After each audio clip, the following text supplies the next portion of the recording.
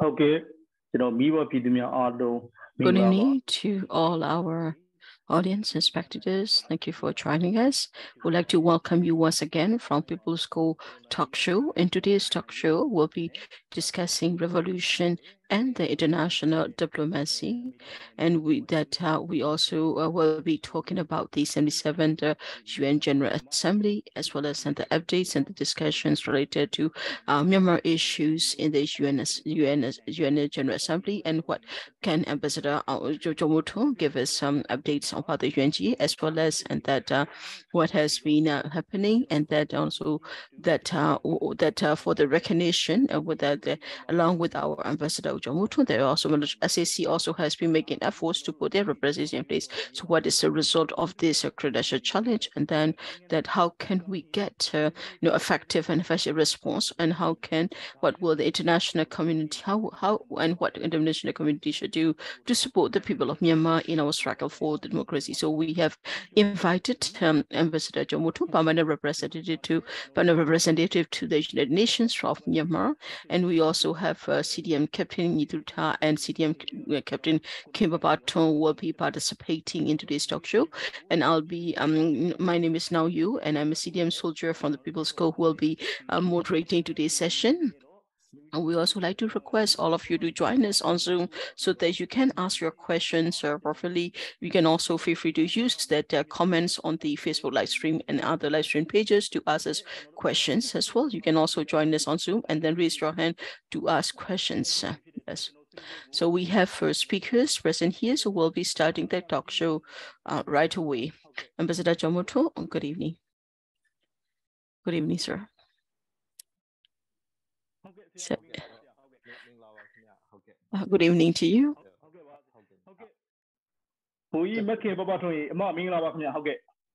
That so Make Babato, good evening to you. Good evening. Captain you to that. Good evening. So we'd like to first invite Ambassador Jomoto to start. So to the Ambassador Jomoto, that 77th UN General Assembly has recently ended in New York, United States, from the 20th to 26th of September during the UNGA, a lot of international leaders have given speeches, and some have also talk about Myanmar crisis as well, that in Geneva, UN Human Rights Conference also being held at the same time. So has there been any progress and developments for Myanmar from these UN General Assemblies, and that any updates that Ambassador would you like to share with the people about the UNG? Firstly, I would like to thank you for inviting me to today's talk show. I would like to express my appreciation. I also like to say thank you to those who are listening, those who are watching the talk show, and I would like to wish you all a good evening, because now in this time for people inside Myanmar that who has been facing the oppression of the military under that while you are facing many different forms of struggles inside the country, that from this talk show, it is also important that this talk show and your support of the talk show shows that we are all alike, and that we are all of solidarity, and that we support each other, and that so that it could be from the verbal actions or that physical actions. I think it is also these talks and that action also reinforce each other. So thank you for the support. Thank you for the question. And yes, the 77th the UN General Assembly has just finished. And that before I answer your question about the updates of the 77th General Assembly as well as the Human Rights Commission, that I would like to first talk about how this UN General Assembly is organized, and that what the situation is like.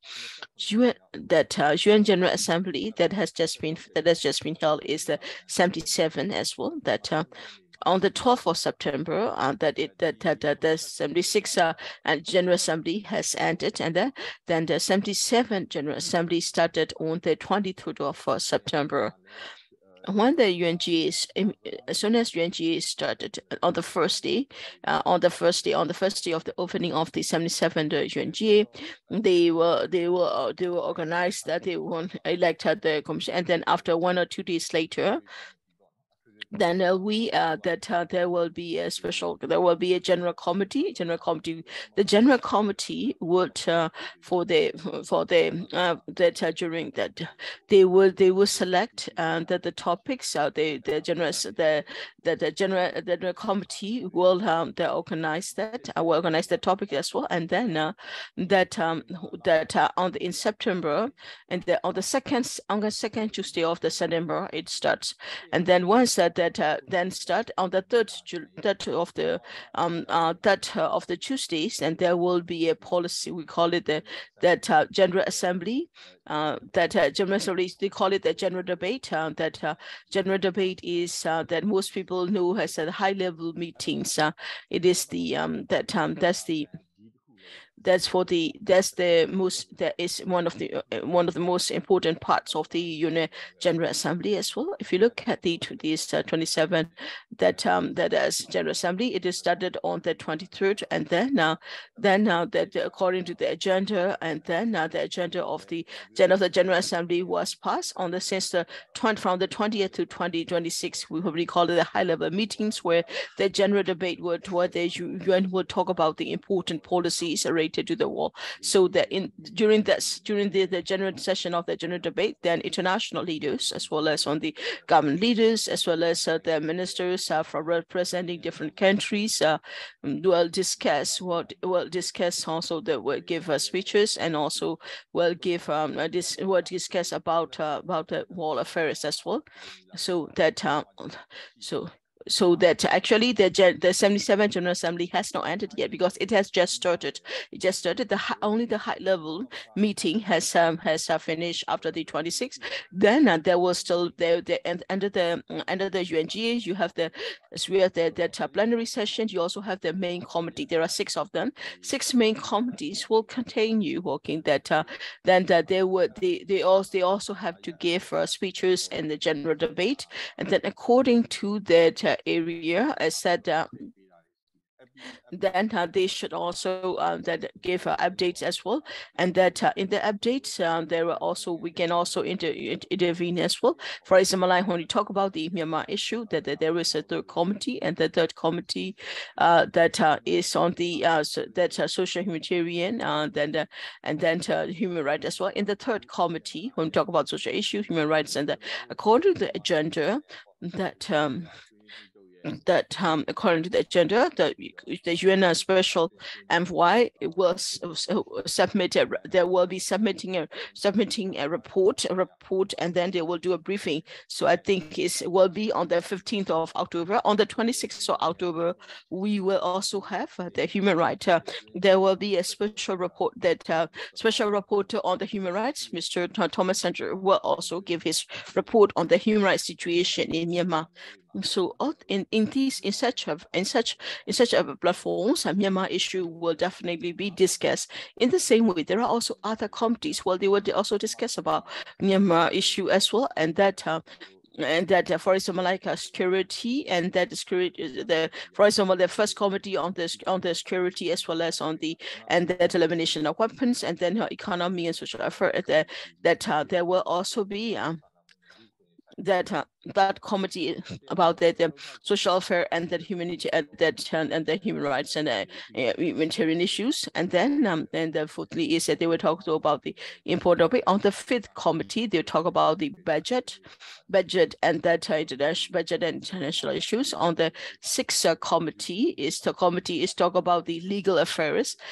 They will talk about the legal parts as well. So These committee have started the discussion, and they started on the last Thursday, 27th of September, and then on the 3rd, Monday, there will also committee also have a meeting as well. These committees will continue the meeting from the end of September, October until November to December. The committees will have a meeting as well. After the committees have discussed, then the committees will provide report as well. These reports will be submitted in the plenary as well. Then there will be some of the that will need to be have a motion to be the SL, and that also is something that there will also something there will be a consensus, as well as that the consensus and on that is voting of the reports will be end of the so these are the discussion how the work of the from September October. This is a work of the General Assembly, and then the second part will be from January to March. So because 77 General Assembly is started, it's not finished yet because it just started. It started in September, but then however high-level meetings or the policy discussions or what is called in UN as a general debate. The general debate has that general debates where the war leaders give different speeches on the war trends is from the 20th to 26th as well. To respond to your question at the high-level during the high-level meeting, so what has been discussed and what are the updates about Myanmar? To respond to your question, in the high-level meeting, they will discuss about what's happening across the world. And when they look at the situation in Myanmar, the Ukraine issue is, of course, Ukraine has international interest that the Ukraine was able to garner attention from the international indeed, and also they also because that's it also international community also feel that Ukraine issue it has an impact on the world as well. So most of the if you look at most of the speeches of the international leaders, they refer to Ukraine issue as well. And that so as for the other countries that in that they will talk about the country their speeches, especially they give about what the countries are be doing, especially for the sustainable development goal or SDG goals. They will talk about how they're implementing them, what are the challenges, what are the how are they trying to overcome, and how can the international community should assist them to be able to overcome these challenges. And then also some of the countries also talk about the international human rights violations, as well as some of the issues like some of the issues that are not in line with the international standards. They do also raise those one as well.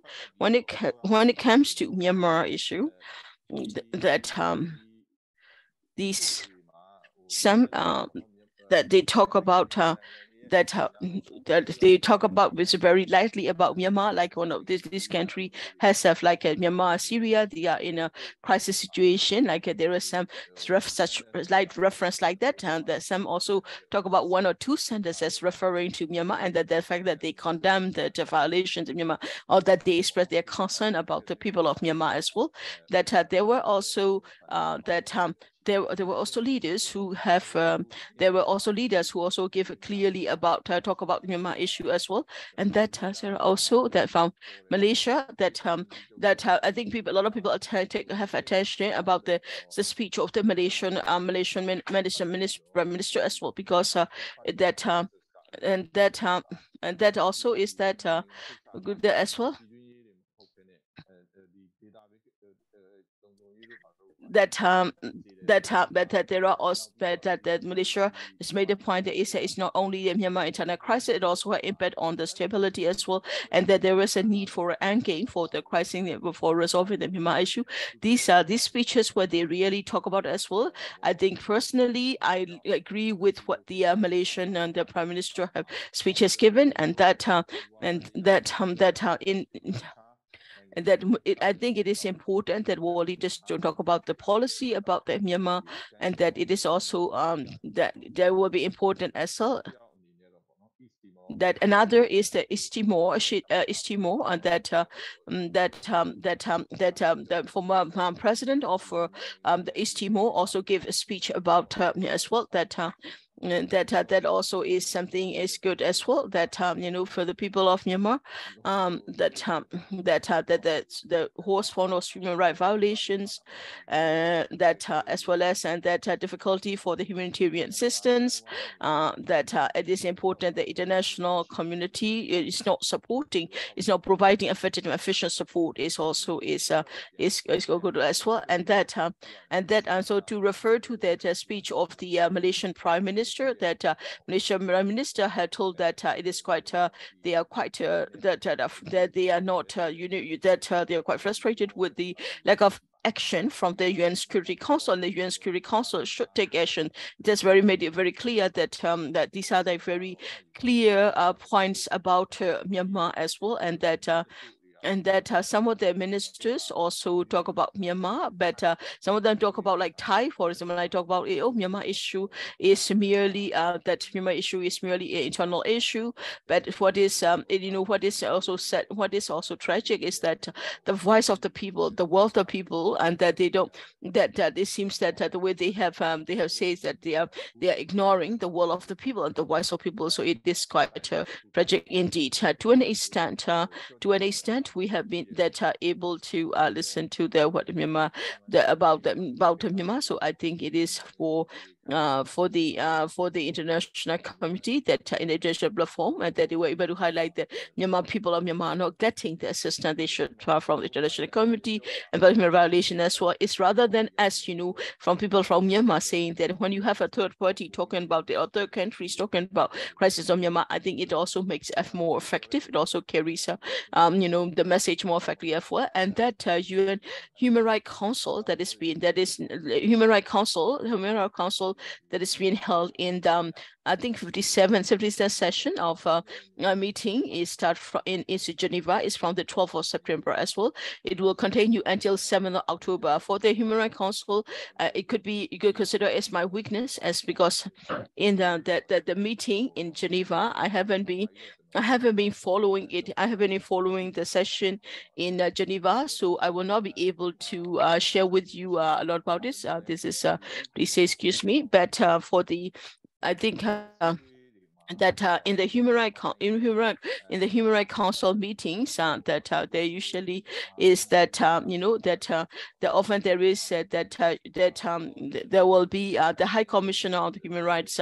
There is an acting commissioner. The commissioner would present talk about Myanmar, and then we also have that special reporter, and that is as well.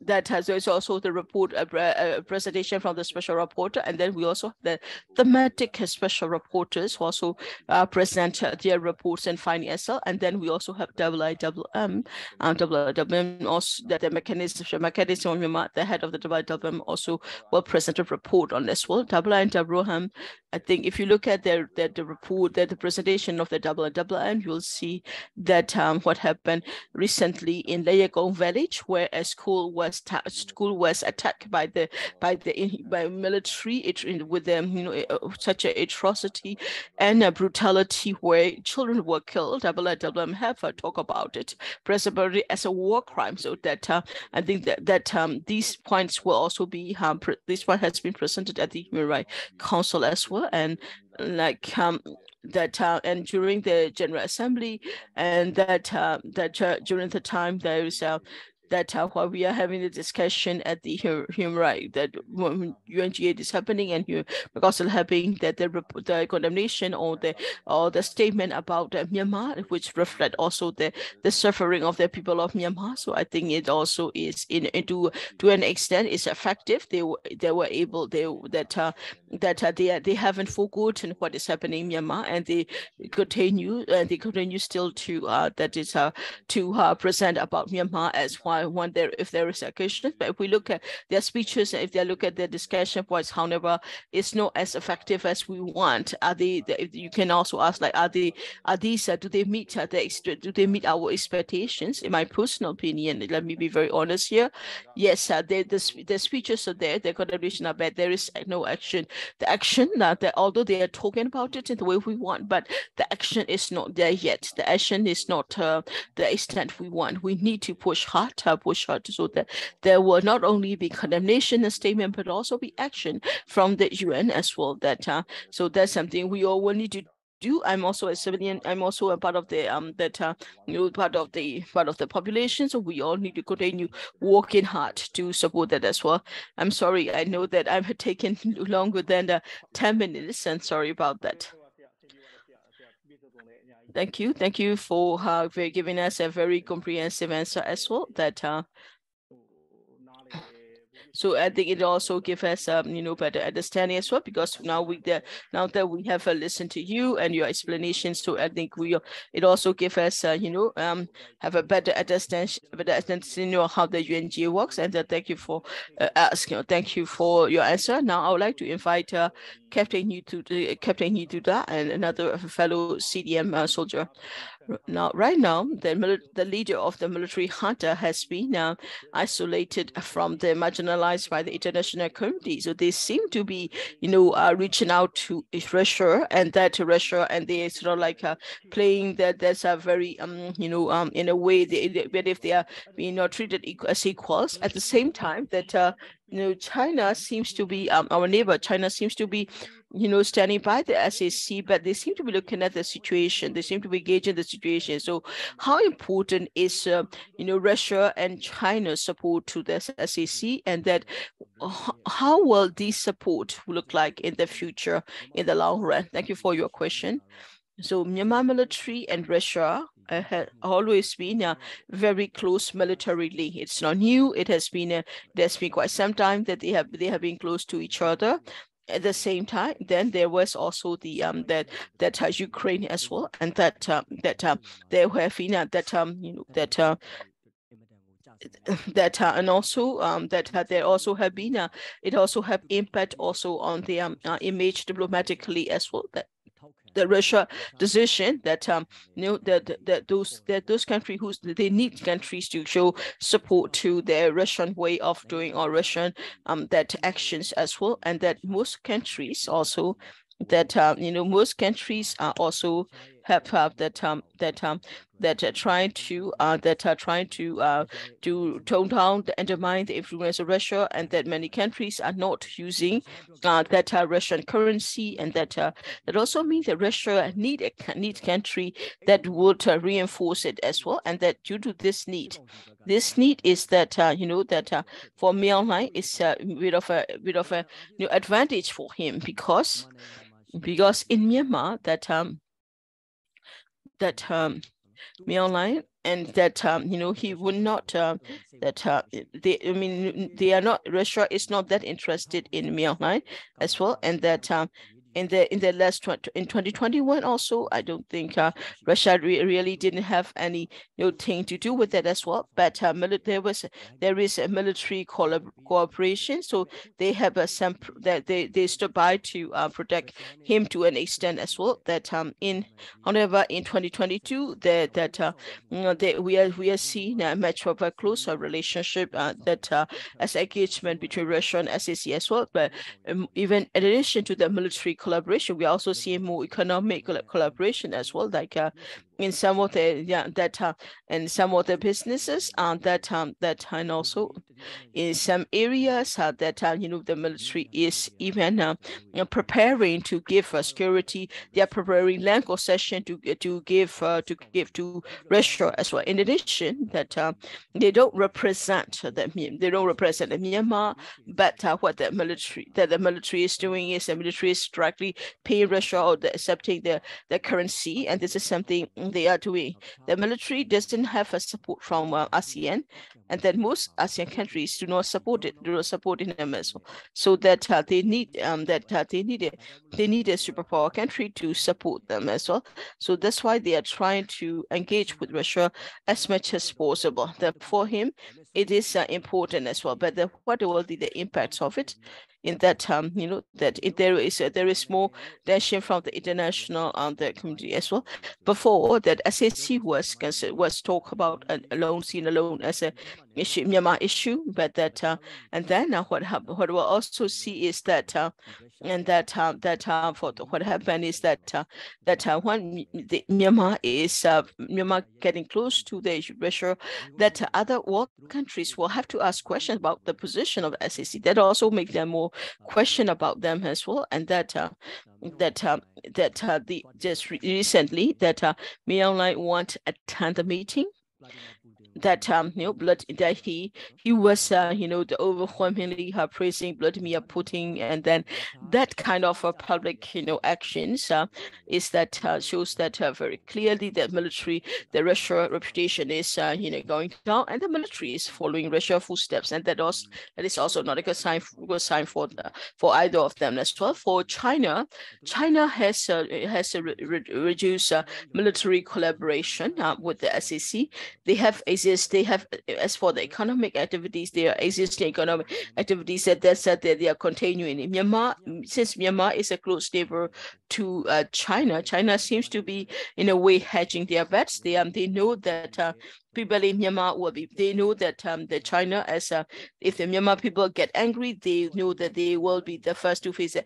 They know what people want. They know what people need. So China, in a way, is sitting on the fence. They are playing a very careful game. So in my opinion, that we may have we may have a lot more to express from China rather than Russia, because Russia is quite far from Myanmar, and that even if that people of Myanmar are very angry, their investments are just coming now, so they don't have to worry about existing investment or what investment they have. For China, however, is different. Well, China investment is there for many years. There's their ongoing investment, and they are neighboring countries, so that China will have to think harder, and they have to consider and engage the balance the actions out with the feelings of the people as well. That what I would also there are also that what I would also like to say is that Myanmar diaspora as well as both local and international media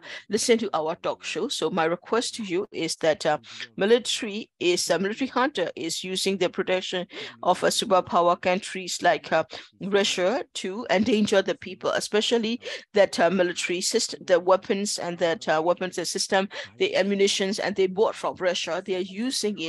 They are using it to prolong their life as well. They prolong their life, and at the same time that we have also seen incredible support that the international countries have given to Ukraine, and that in the same way that we want, what we would like to request is to help Myanmar, like you have been helping Russia as well. The invasion of Russia of Ukraine is a different form from that of Myanmar crisis, but Myanmar crisis is also different. That Myanmar, we have Myanmar. In Myanmar, people are facing our own military attacking the people. Our own military, instead of protecting the people, they're targeting the people. I think it is in a way for the international media when we talk about Ukraine, and when you cover it, it's very clear that Russia is invading Ukraine, and that makes Russia bad guy. But in Myanmar, it's kind of hard to see that Myanmar military is invading the people. But now we have proof that Myanmar military is committing the war crime. They are inhumane. They are not professional. They don't consider people as they don't consider people as human beings, and that this is something we have seen again and again and again. So it is important that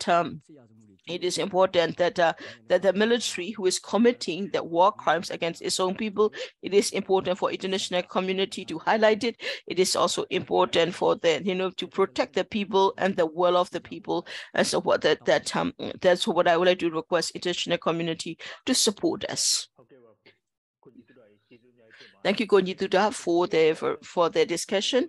And now I would like to invite Senior Captain Khin sister. Good evening. That NUG government has been working to achieve good results from the international diplomatic relation as well.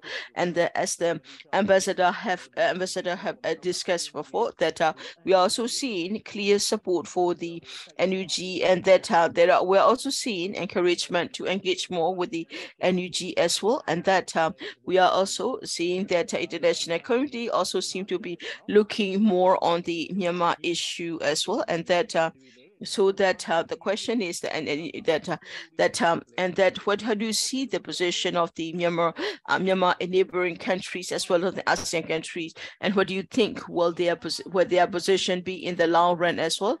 And that first of all, I would like to say thank you for this opportunity to participate during the talk show as well. I would like to say that after the coup in Myanmar, and that that a lot of people have been very impressed and also respect a lot that Ambassador Tomoto, who has stood by the people of Myanmar in that in the international it is for a country, it needs to have a full support of these people as well, and that in addition, for Myanmar, for a country to be able to stand legitimately in the international arena, it also needs support from the other countries as well. And it is also important that a country also needs to be fully accountable to its citizen as well. That if we look at and that if we were to compare like our national government and the SAC is that it has attempted the illegitimate coup, and they say that they accuse NLD of fraudulent electoral fraudulent, because they tried to contest an election, they didn't win, and that the NLD win, and that they were not happy with the results, so they have contested the military attempted coup, and then then they would oppress the people and they would target the people as well. We are also seeing that there are different forms of oppression where they are killing people, and that where they are oppressing the people as well. So international community also do not accept them. So if you look at NUG have support from the people as well. If you look at it, you will see that like the treasury bond. If you look at the oceans of the land, that is, I will see that people are buying the land because people support the NUG.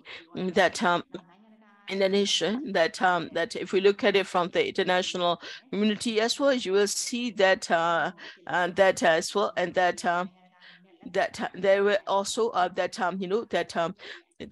it is important for the international community to accept NUG as a legitimate government of Myanmar. That the fact that that so that we are also seeing that SAC seems to be losing more and more in terms of recognition from the international community as well, and they are also facing similar losses inside the country. Also, they are taking a lot of casualties in the battlefields, and they are also getting that they are being undermined by the people as well, because people of Myanmar have are fed up with their lack of professionalism, their lack of ethics, their oppression. That's why people of Myanmar and the revolutionary forces are fighting very strongly against the military. So although military may be a institution, because it does not have a strong basis, that's why it has been crippled. It is being crippled on the battlefield, and that's why if you look at the international arena, nobody encourages them, nobody recognized them. That there were that Russia immediately after the coup, that Russia and China supported, but later on it was only Russia who supported Myanmar, and China seems to be really sitting on the fence, and they were trying to wait and observe the situation as well. As for ASEAN, that they have seen after the cruel the killings and the oppression, that ASEAN also seem to be putting more pressure as well, and that very recently that when they see that cruel actions of the military, that they also that we are also seeing more the impact of that as well, and that as for the and also we are also seeing that Malaysia government also has been pushing the national community and ASEAN to engage with the NUG, and then for the international community to engage with the NUG. I think it is also a good sign as well that mostly for the IDPs, for the displacement, especially in Chin State, in Kachin State, and also in different other parts of the Myanmar. So some of the our IDPs in the ethnic areas, so they have to run to the neighboring countries. But some of the countries some of the countries provide assistance to the IDPs. Some countries, do not respond to them, do not provide help or assistance. So we feel really bad about the IDPs because now it's rainy season in Myanmar. In the rainy season, that we also have in the rainy season that a lot of IDPs have difficulty living as well, and that for them the amount of IDPs, you have elderly people, you have women, you have children, they are also in a great difficulty. So I think it is important to get them assistance. So my request to the neighboring countries to provide assistance to the displaced people. It is also important the international community also to encourage our neighboring countries to provide assistance to the IDPs who are in the border areas because they greatly need humanitarian assistance. Thank you. Thank you for the Mav. Thank you, sister, for the discussion. If we were to summarize the first part of the discussion, yes, that there has been that a movement for the revolution, and that in this revolution, it is also important that it is important to get the recognition not only from the international community but also from the neighboring countries as well, and that of course it is also there is still a lot to be done to improve the recognition and that legitimacy as well, and that let's go for the second part of the about the talk show. And we also like to remind our listeners and that audience who are joining us on Zoom, that feel free to use the chat box to send us questions, or you can also use the Q&A in the Zoom as well. If you're in the Zoom, you can also raise your hand to ask questions. Do send us questions that you want to ask to Ambassador as well as the Captain Thuta and Captain Capt. But I'd like to give another round of questions to the Ambassador John Moto as well. That Ambassador, we have heard that a new UN Credential Committee has been established with 9 countries. So there are 3 countries from the permanent members of the Security Council, as well as which other countries are also present in the Credential Committee right now. So that to get a representation, that you represent the NUG, and the military junta also is submitting their nomination for the representation as well. So what is the current situation right now, and what kind of results will there be? Thank you for asking the question. That for the credential challenge, that I'm also that a lot of people who are listening, and that to the listener inside Myanmar, as well as on those who are interested in the Myanmar diaspora, and that in addition to that, and also that the country, that many people are also very interested in that credential challenge. It's a particular topic that people are interested in. So thank you for asking that. Thank you for asking the question, and thank you also for this opportunity to talk about a topic that a lot of people are interested in. To respond to your question about the credential challenge, that I have already talked about in the Credential Committee. Credential Committee was established on the 13th of September. That on the first day of the 77th UN General Assembly, the Credential Committee was established. And that in the Credential Committee, as we all know, we have that we usually have 3 permanent member states: China, Russia, and United States. They are them, and then the 4 other countries who are there from Asia. We have Maldives, and then we also in Africa we have Angola and. We have Angola and Zambia, and from Europe we have Austria, and then from Latin America side we have Guyana and Uruguay. So these are the 6 countries which are the new members to that as well, and that when we come to these 6 countries, that what is their position towards Myanmar? If we were to look into this, the possible positions of these 6 countries, that after the military coup, after the military coup in the UN assembly, that so there has been a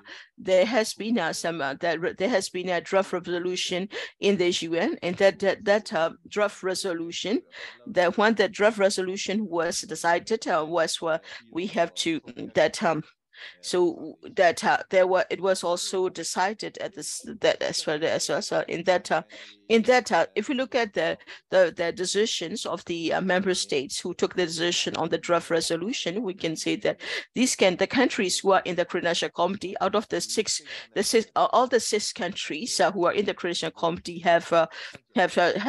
they did not voted against this draft resolution.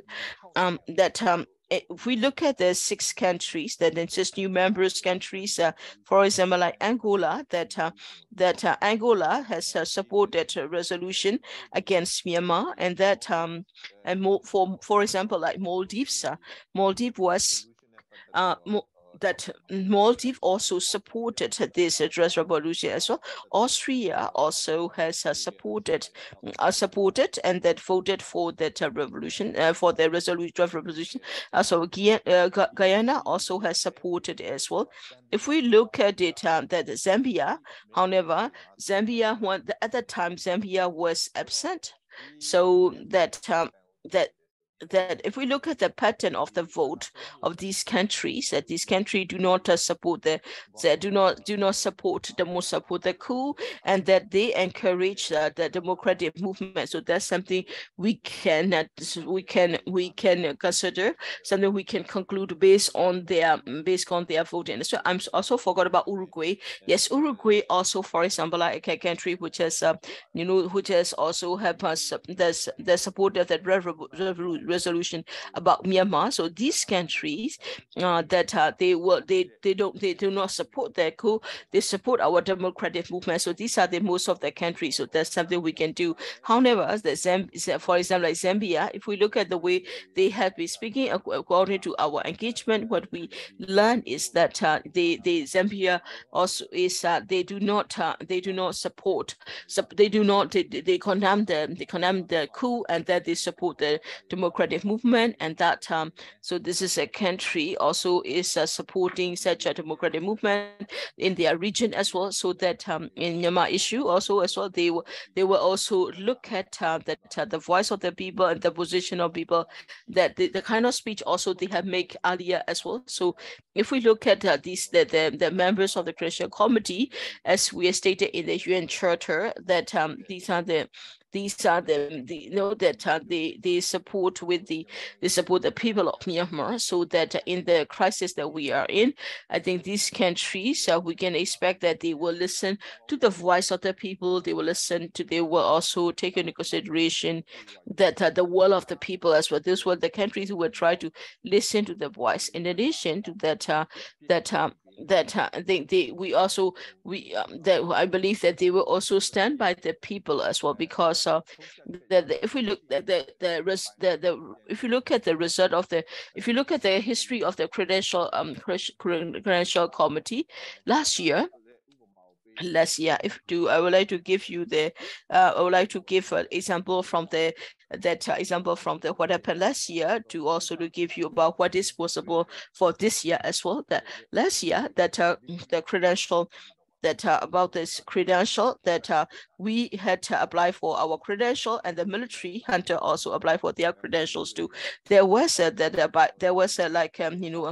parallel request for credential. They had a lot of discussion, and that in November at the meeting of the credentials committee, they talk about the Myanmar's representation of Myanmar, and then they decided to defer the decision, and that they did not make the decision, because they defer instead of making the decision.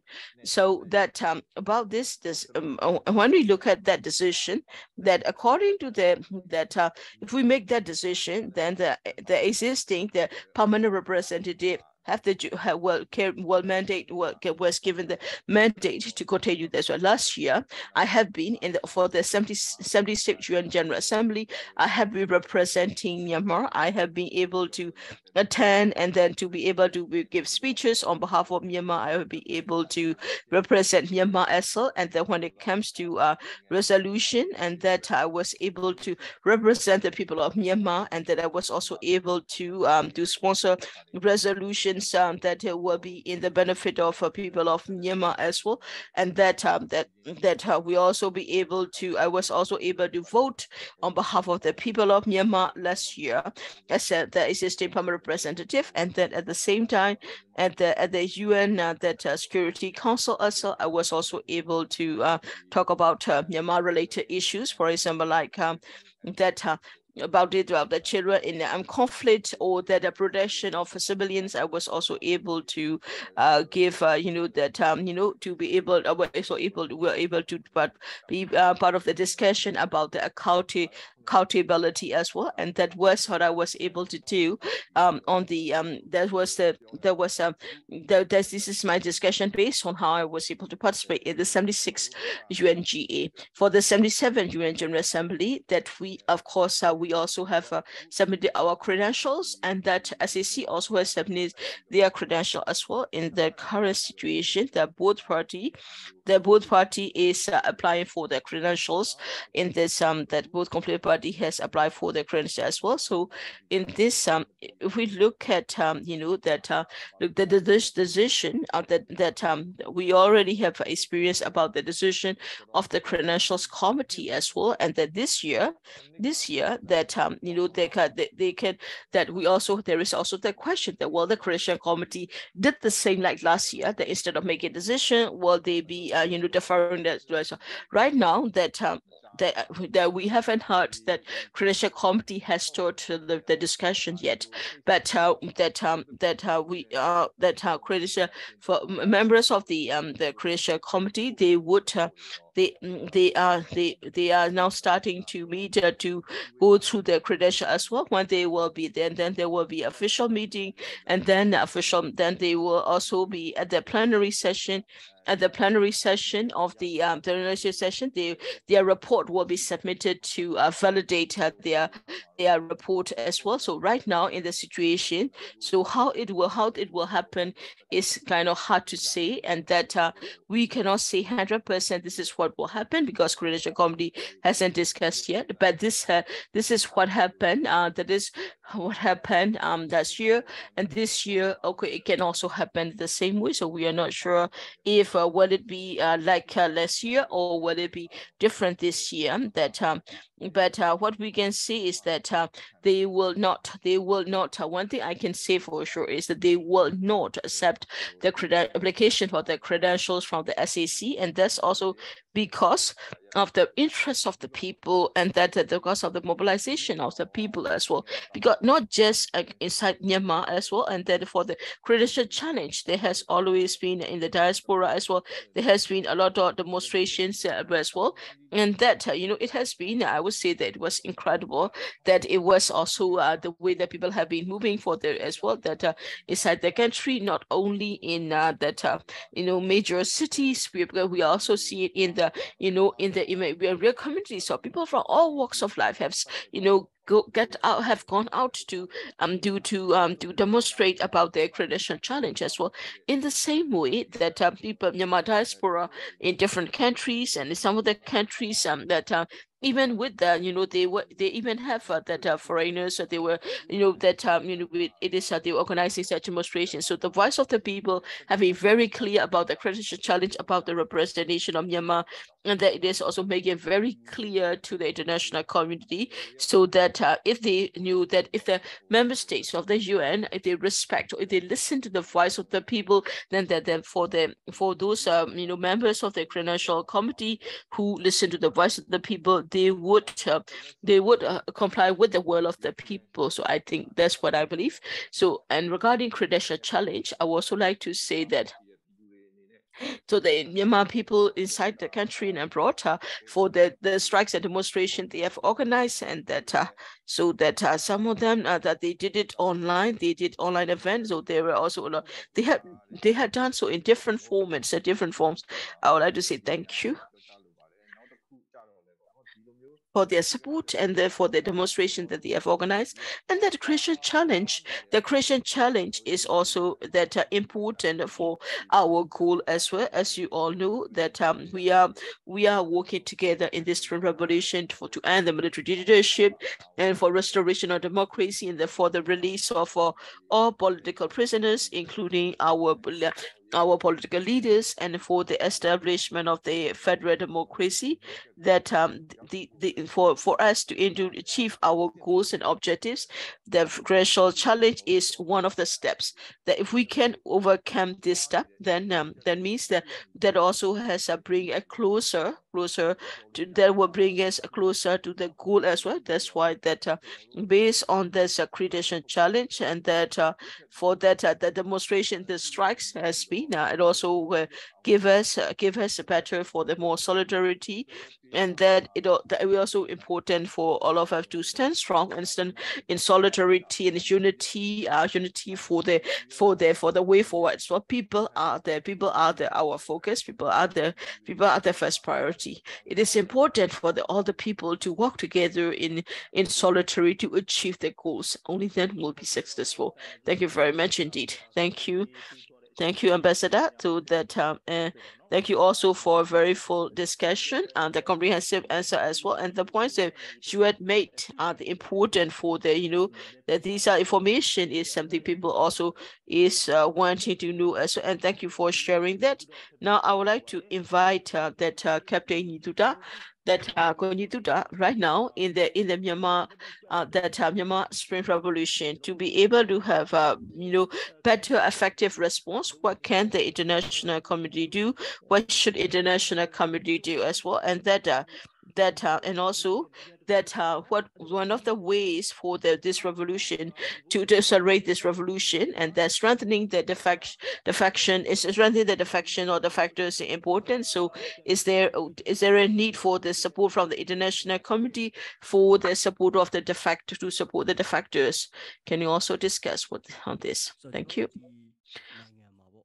In Myanmar, that the military is military is buying buying the weapons out of the people's taxes and people's revenue, and then they are using these weapons to oppress the people and to endanger the people. And this is something we have seen again and again as well. And right now, that it is also important that we are also seeing is really badly in the current situation as well across Myanmar. That then the question is that how can the military continue to do so? Because they are military in a way. Military they don't give the soldiers right to resign. The soldiers cannot quit the military. In addition, they also use different forms to control the soldiers as well. In such a context, for the soldiers who are inside the military, that it's harder for them to defect as well. That that how can the international community help with the defection? Well, those soldiers there are soldiers who have served in the military. There are also those who have served in the police force, like in US, or that they sometimes they are still considered these are defectors, soldiers and policemen as related to the military whenever there is assistance for their community. And then sometimes there are even limitations as to not to give assistance to that as well. And here I would like to say is that inside that there are also those those who stand by the people, and that there are those also who are fighting for democracy. There are we can show that there are also new democratic actors. It is important to recognize them as they are, because yes, they may have served as soldiers in the past, but right now they are no longer soldiers. They have left. They have defected. That it is important to recognize that, but if they are still being considered as members of the SAC, and the same way for the Thailand as well. In Thailand,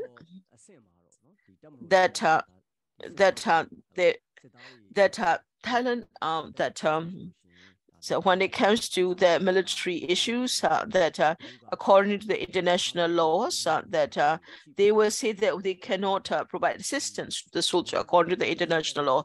But only that's when they cannot provide assistance.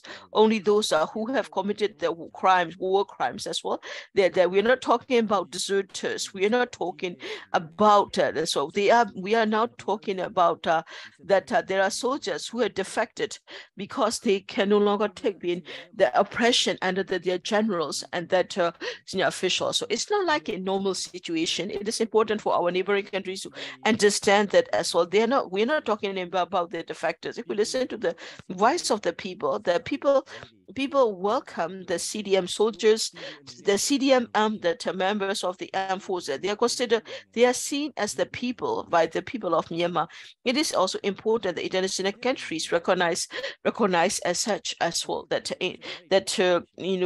when it comes to a neighboring country, for neighboring countries, whenever there are soldiers defector, and they will not accept the soldiers, there are more restrictions, there are more limitations, or that's what they don't want to accept the defectors as well, and that those who are supporting us, even in the country which are supporting the Western countries supporting that, when it comes to soldiers or policemen, they will say that well they were once in the military or they were once in the armed force, and that they will say that there are limitations to help them as well. Once special cases, or a country like Australia has accepted the military defectors, so that we have to thank that already. Okay, so like Australia, that it is important that it is important to recognize that defectors as the actors, new actors for democracy as well. That if the country if you cannot accept them and the resettlement programs, it is also important to treat them without discrimination. It is important to consider as new democratic actors to provide them assistance as well. So why am I talking about this? If you look at it, in the wall that many countries are trying to go on the democratic transition, and that there are many countries who also want to change the democracy, to transition to democracy as well. In Myanmar, people want to transition to a democracy, and people have been trying it, but we were not successful in our transition. It is important that that because of the situation, we cannot reach the democracy, but the people of Myanmar, and that the soldiers among the armed forces, soldiers or the law, police from the law enforcement, we are very determined and committed to a democracy. So that it is important that countries which support our allies, and that our friends from the rest of the world which support our democratic transition and the democracy. And it is also important that to recognize all the actors who work for the democracy. Please recognize us, please support us, especially those who have been a former military or policemen. That please relax the restriction, because now is high time indeed, because those who have served under the military, they no longer serve under the military anymore. That we are considered as ourselves as civilians. We stand by the people, we are aligned with the people. It is important to recognize as democratic actors and then provide us some assistance. That's what I would like to explain, and also to ask for your assistance as well. Thank you very much indeed. So I would like to go to the second part of the meeting. Before we go to the second part, I would also like to, like I have invited, please feel free to raise your hand or to ask your questions, because we'll be calling on you to ask questions. If you have questions or comments, please use the chat box as well, and that as well. So to Ambassador, I have a last question for you, and that right now that it is important for Myanmar to get international recognition and get effective assistance, both effective and pragmatic aid. So right now, people of Myanmar have to rely on themselves. They only have that they can only have people to people support coming from the people. They have to rely on themselves as well. So in a way, it also is making people sacrifice a lot. So what does the what do the revolutionary forces, including NUG, need to do to get support and support and assistance from the international community? Where should we focus on? Thank you for your question. Right now, that so that when we look at the assistance from the international community for Myanmar, I think I was listening to Captain Kim it is important to get international assistance as well. That also is part of the assistance that we need from the international community. And also Captain Thuta also have shared earlier, and also what he has shared just now, that the role of the neighboring countries is very important as well, especially that different roles that the international community can play, and also to provide assistance also is needed as well. And there's some of the countries can that will also be that for the defectors, that in terms of some countries also have a lot of weaknesses in providing assistance to the defectors as well. And that that's what I also have learned from Gonyuduta has shared, and also what we have read in the news as well. It is important to have to get more support from the international community for the defectors. And I also agree with what you say. It is important that we need to push hard for the international community to bring more support. And if we have if you have among the listeners from the representatives from international community, it is important to walk through their networks to be able to reach out to the other countries. That there could also be some, like Konituda let me call you Konituda, and that because you also consider yourself as civilian, so I will just call you Konituda, like instead of your destination captain. So Konituda has recommended, it is also important to relax certain rules and regulations or the criteria for the defectors as well. And that I also be and I also like to request that through those who are listening here, and that show that it is important that international community also that for those countries who support the Myanmar democratic transition, democratic movement, need to recognize and relax certain rules and regulations to recognize that to provide assistance to the defector as well. And as to the position of, it is also important to look at the position of our neighboring countries in ASEAN as well.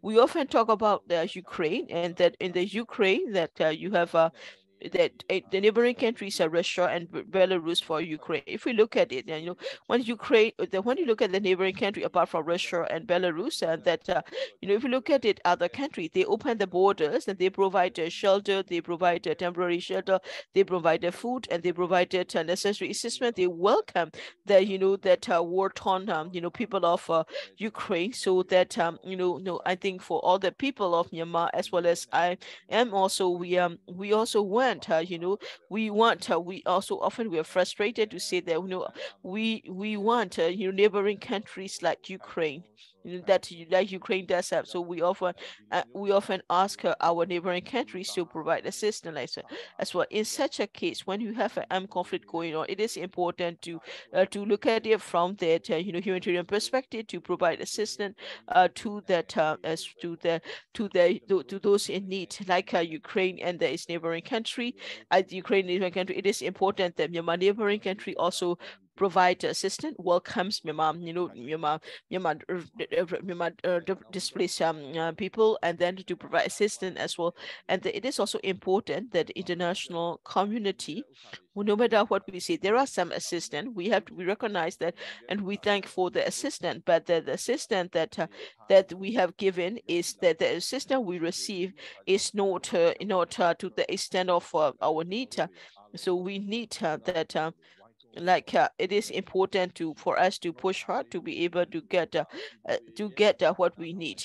I think it is they can listen to the people of Myanmar to hear what people need as well, that there is need for humanitarian assistance, there is need for the medical supplies, and that these are, we don't have to even have to make the list, that these are all greatly necessary for the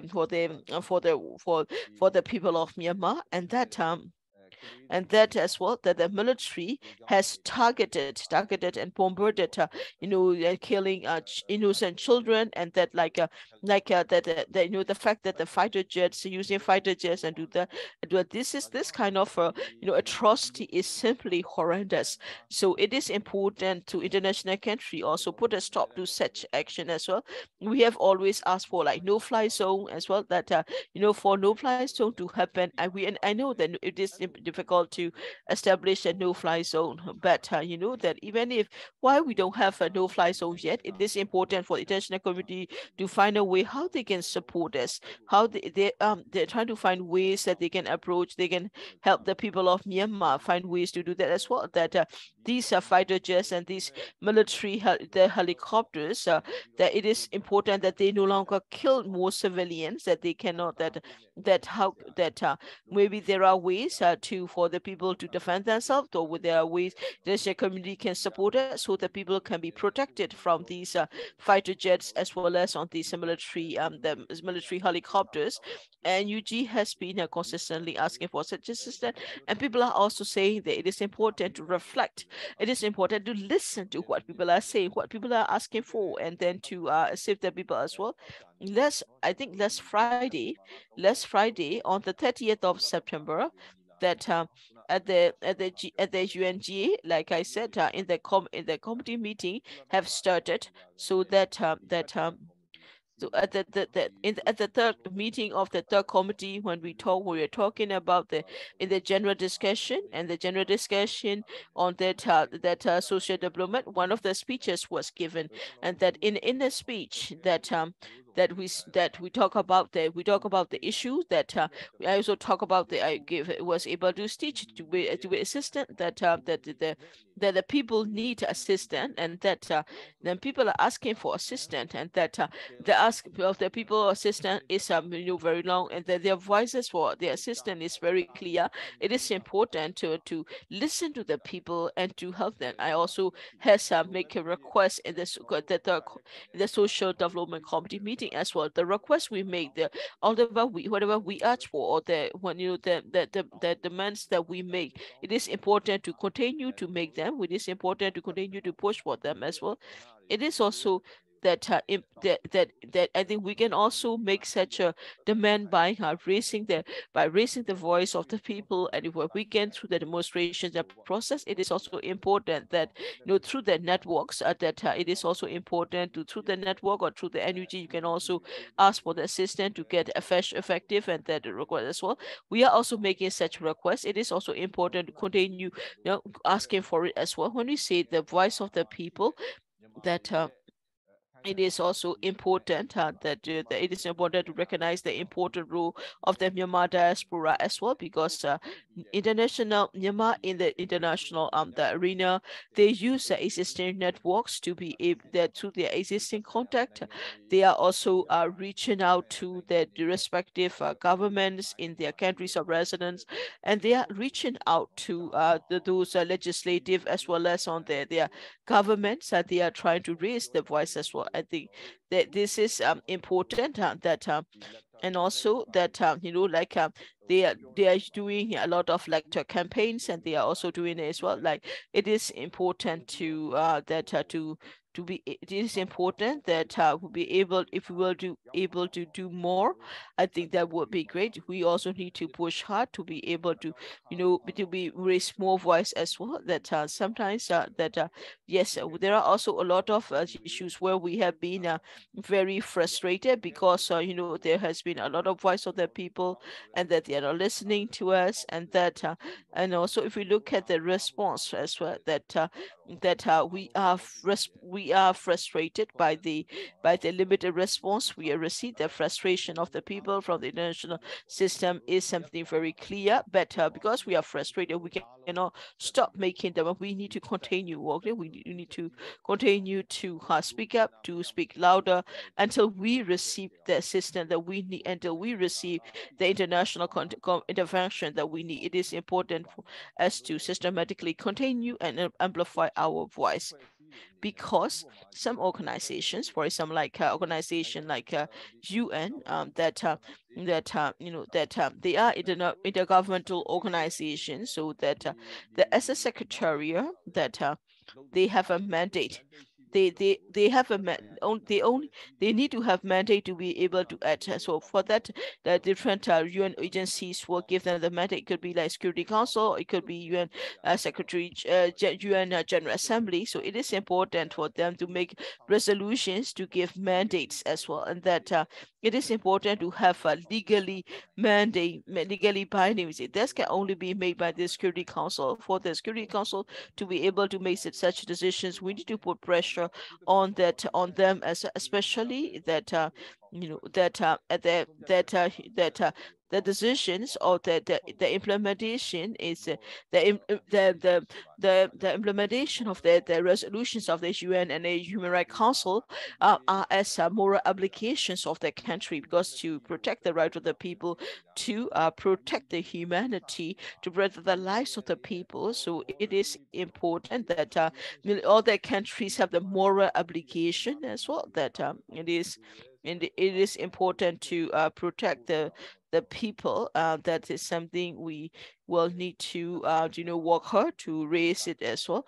That as a people of Myanmar, and as a citizen of Myanmar, I will also be trying to promote that as well. And that and also, now that I have the occasion, I also like to say, I would like to my message to not only the people of Myanmar inside the country, or also like to talk to the people diaspora across the world, and that those who are joining us on this like talk show, and that those who are also supporting our movement and revolution to promote human rights, and that human rights as well as on the promotion of democracy. I would also like to request you to do what you can, however you can, to help protect and contribute to that to our struggle to protect the lives, and that that for the lives and the needs of the people. As you, I would also like to make to reiterate my request, because Myanmar, people of Myanmar need your assistance. People of Myanmar need help. So please help however you can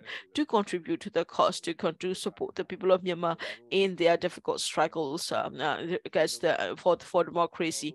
That I would also like to say that the support of the people, the solidarity of the people is extremely important. When I say the support and solidarity of people, I mean everyone. I mean everyone in Myanmar, from those from the from the ethnic the communities, from the revolutionary organization, and people inside the Myanmar, outside. We all need to stand strong together. It is okay to have different opinions, but we all also have something similar, that we all have a common ground, that we want the military dictatorship to end.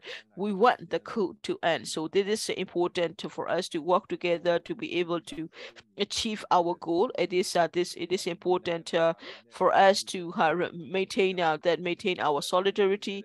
It is also important that international community help us, so that we can protect the lives of the lives of our new children, and so that they will not lose their life. It is important to for all of us to work together. That's all I would like to say. Thank you very much. Thank you, Ambassador, for for the clear discussion, and that it also is great to learn. Thank you for sharing. Now, I would like to invite the King Babato, that like Ambassador Chomoto, that we there has been a lot of the movement for the and the protest and demonstration for the for the continued appointment, continued representation of Ambassador Uchomoto. Why do you think the representation of Uchomoto is Ambassador Uchomoto is important, and how do you want to what will be your recommendation to the people of Myanmar regarding this? Thank you. Myanmar has suffered greatly under the military leadership for the past 70 years, and that for many years, people of Myanmar have lost human rights. People don't know much about democracy, and only that that only the military will make money and get richer. People of Myanmar are suffering. People of Myanmar are also losing out as well. We have seen also that things are getting worse after the coup, because you will see that there is a military coup. They started shooting at the people. They started attacking the people. Now they have stepped up to that is that kill that banning villagers. Now they have now they are killing innocent children. They are also killing that as well. If you look at what happened in Lepigo, that the children they are in the children in they're being shot by the helicopter. The children in a school by that as well, and that is that also that no military has ever ever killed that. So this is something that there's something we have never seen in the world that is happening. So I think it is important that international country we need to recognize that these such that cannot let this kind of that atrocities continue, that which are not in line with the international as well. That if you look at it, there are many, we are seeing many forms of fighting around the world as well, and that people are that with that more fighting has escalated and spread to different parts of Myanmar. We are also seeing that we also have seen a lot more displacement as well, and that these are that among the IDPs we have that women and children as well as that time as well. So international organizations are providing some support, but the support they give that often are limited because of the military as well. That sometimes the assistance they give do not reach the people because of the limitations of it as well. I think that the assistance given by the international community is not clear. If the international community really want to support us, it is important that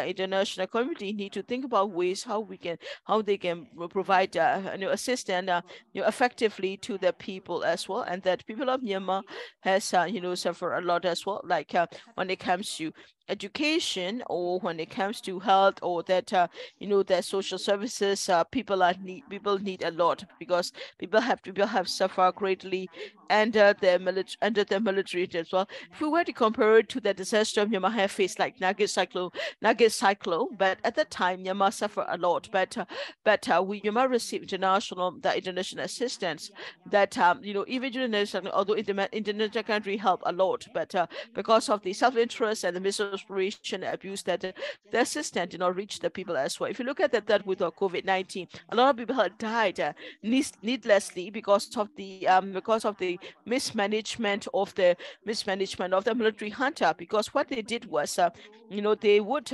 establish hospitals for the people for those who are related to the military, to who are relevant to, or they have some connection to military, can get treatment, and the people cannot go to this clinic. People cannot get treatment. People cannot get oxygen. That's discrimination, and this kind of action is something international community need to look into and realize as well, and to be able to share such events among the international community, that to listen to our voice, to listen to that our experience. However, that we need a national unity government. We need a representative as well. So my request to the international, that Myanmar diaspora and the people of Myanmar, and that it is important that Ambassador Chomoto remains our representative, so that he can represent the voice of the people, and that the people of Myanmar, so that this is the will of the people of Myanmar. It is important to continue working, so the continue demonstrating, so that UN will have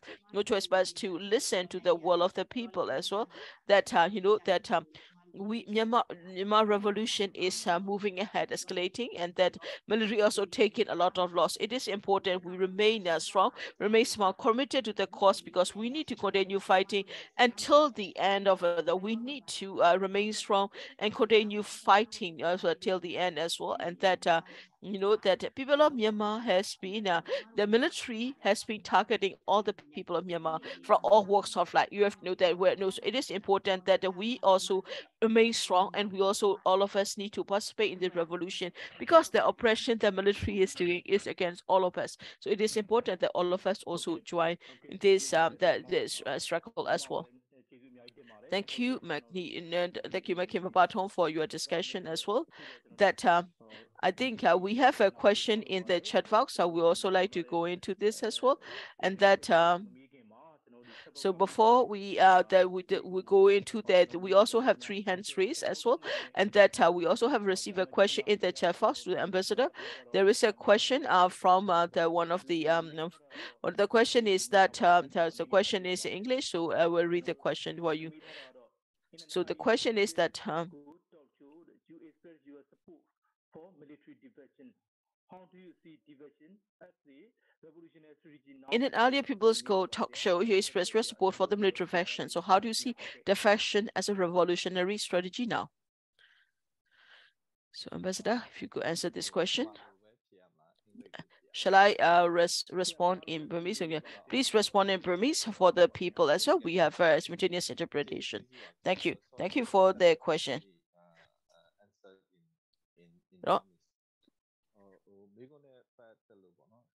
Thank you for the question. And that in the question also, it also stated that in the previous talk show that I've talked about that I support the defector program, and that yes, this is that is not, it is not just that it is not just my single opinion, that or that researchers as well as on those who are involved in the revolution also have talked about that as well, and that because we all need the fashion is important, and that for the that people of Myanmar, for the that people of Myanmar do not have that we can also say that people do not have those revolution did not have the good weapons or equipment, but however, military to an extent they have weapons, they have better weapons than they have. So in terms, if you look at the weapons and ammunition, in a way, military may be stronger, but when it comes to the morale, when it comes to that commitment, they cannot compare to the people, and that also is very clear in the course of the Spring Revolution.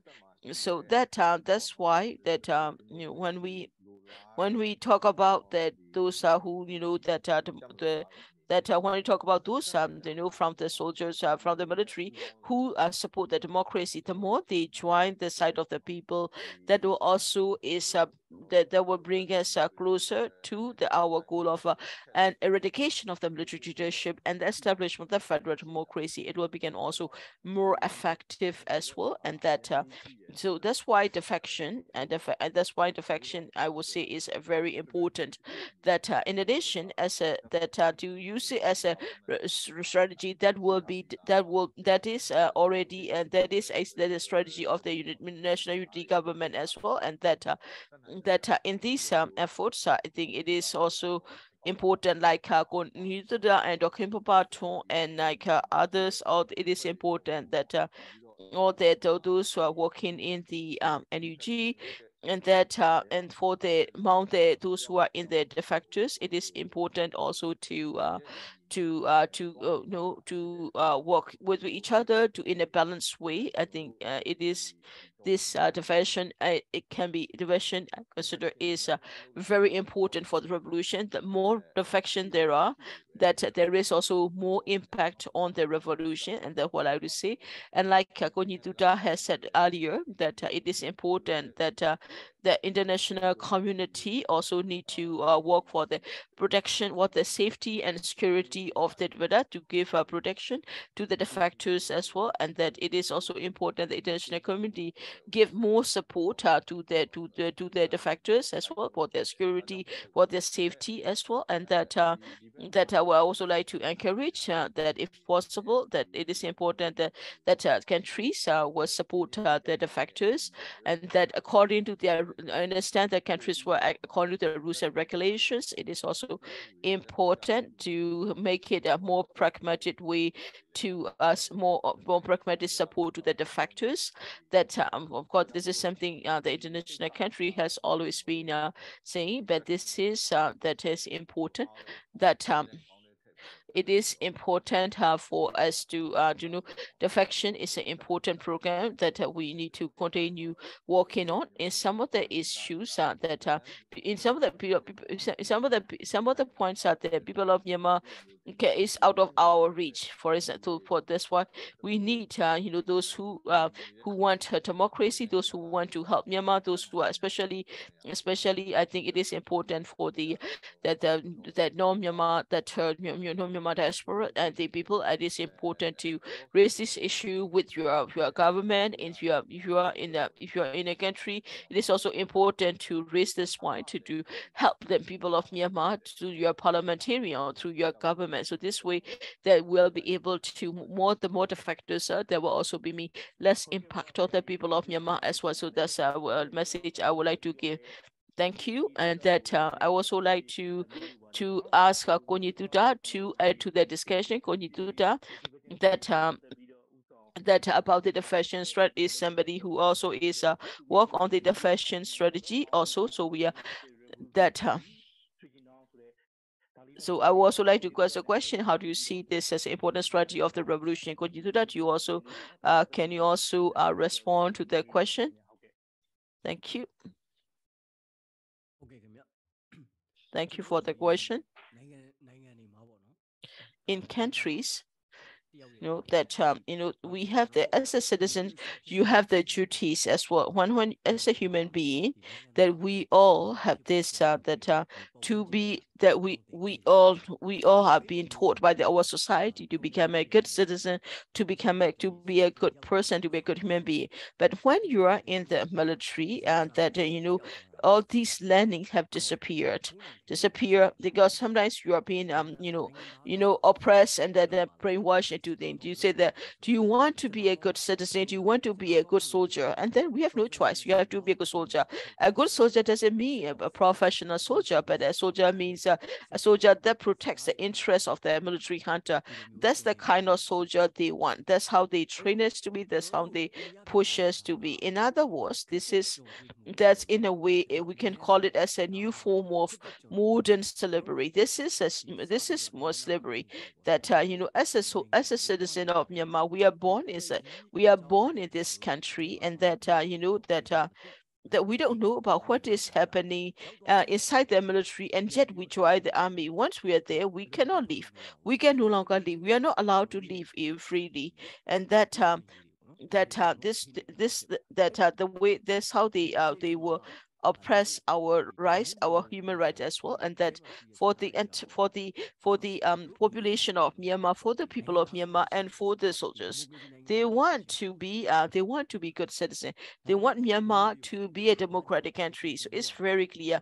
Why do we defect? We defect because we value democracy, because we value that human rights, we value justice. That's why we defect, and that in a country where you have that or the people live inside Myanmar, and that the soldiers and that policemen, they are weapon bearers, and they also are part of the citizens of Myanmar. It is important to that there may be soldiers or policemen who want to defect, but because of the so many challenges that they cannot, it is still for them, those who are difficult. It is important to help them so that they can leave, so that they can join the movement as well. That is that is an important strategy for our revolution as well, because the end goal of our revolution is to it's not just to hide about, not just to fight it as well. We don't. It's not only about it as well, because what we want is that that we are fighting this revolution with the as well, that our ultimate goal is that we all want to be that good citizens of Myanmar, that we all want justice and equality and that between that government and that one. And in addition, that what we want is that that Myanmar to become a country fighting for justice and equality. That's what we want. If we look at around the world, that all the conflicts are happening around Myanmar because the military have way too much power, way too much money. If you look at those that when you have because of those who are in control of the Russian military, that military do not meet the international standards, then we see a lot more danger as well. And that when we have that SAC leaders who don't know anything about human rights, if they are allowed to run free like this, then that means that it's not good for our neighboring countries either. So I think it is important that our goal, our way forward, it needs to be fair, and it needs to also to respect that. It is also important that we fully respect the human right as well. That and this is I think this will be the same as that of our neighboring countries as well, and that for our ASEAN neighboring countries, and that those who want for us to that it is also the goal of the others, including ASEAN country as well, and that for justice, for equality, and for that and for humanity. So it is important to we need to continue making recommendations, and that put pressuring on these institutions as well, that some of the organization have served, some of the people have served under the military, but it is important to welcome them. It is welcome them when they said they don't want to serve them as well. It is like we have said, well, it is a strategy, and that the idea is our angle is not to retaliate or not to kill them for killing us, but it is to change the ideology, change the mindset, so that it is if these people change their mindset, if they change their opinion, I think that if they haven't committed, if they do not committed to war crimes, it is also important to recognize them as such as well. Thank you, Gonituda, for sharing. That before we invite those who have raised their hand, so I would like to follow up with a question. It's a question for Gonituda. That right now, that that people's response has been incredible and is angry. So that the way international response is that people should people be expect more from the international country, or just leave it at that? How do you think? What do you think about that? The people of Myanmar, what the people want is that all of us want that is for the international. The people's effort and what the people are asking for, what people want. I think it has been very clearly, because the military is very limited in that you can see. But for us to be able to continue moving forward, we need we need a system from the international community, because there are things that we cannot do our own. And for example, like humanitarian assistance or the military assistance, that's something we need. So we cannot manage on our own. We need support from the international community. So it is important that we need to get support from the international community. Is important. That's what I would like to say. Thank you. Thank you, Konituda, for answering the question. Now, I would also like to give a time to those who have raised their hands. So, there we have quite a few hands raised. So, we'd like to request you to keep your questions short to the point to save time. Now, firstly, I would like to give a chance to Enu to ask questions. Enu, please go ahead. Good evening. Can you hear me? Yes, we can hear you. Please continue. My name is Anu. Hello? Yes, please go ahead. Yes, I would like to ask a question to Konituda. So let me ask this question to Thuta. That my question is that the soldiers of the SAC said they said that they always said that it's quite difficult for them to leave the military. Thuta also says that thing as that and that what is that what is the reason that the military gives for not letting the soldiers resign or leave as well, and that why this I mean like why didn't the soldiers talk about this with the people in the past under the democracy time? They have you have access to the Facebook, and that you also have access to social media. Why haven't they made it public? It's a very good question. Thank you. So that issue is that something we only realize when we join the military as well, and then we sign a 5-year agreement. But after 5 years, then when we try to leave the army, and they say that that rules are changing all the time. They make the rules change all the time, and it makes it very difficult. That if 100% apply for resign it, only one person can leave.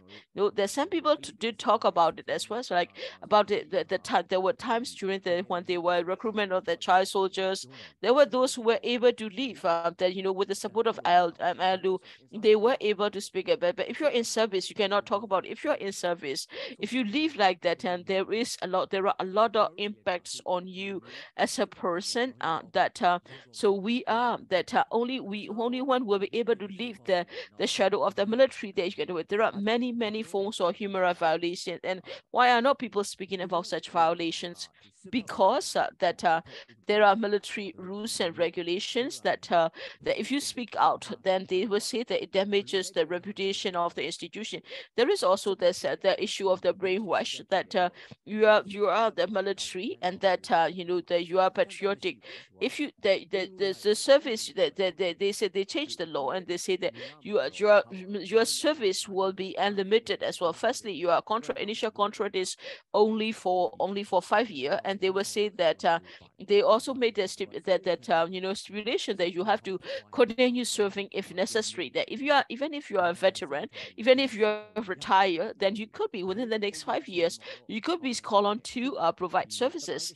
That can happen in the past. That is an enormous situation that sounds reasonable, but for their interest, they will not let the soldiers leave, and that for those who leave, it also make it very difficult for them to leave as well. Like even now, those veterans are being called back to be they are also being abused as well.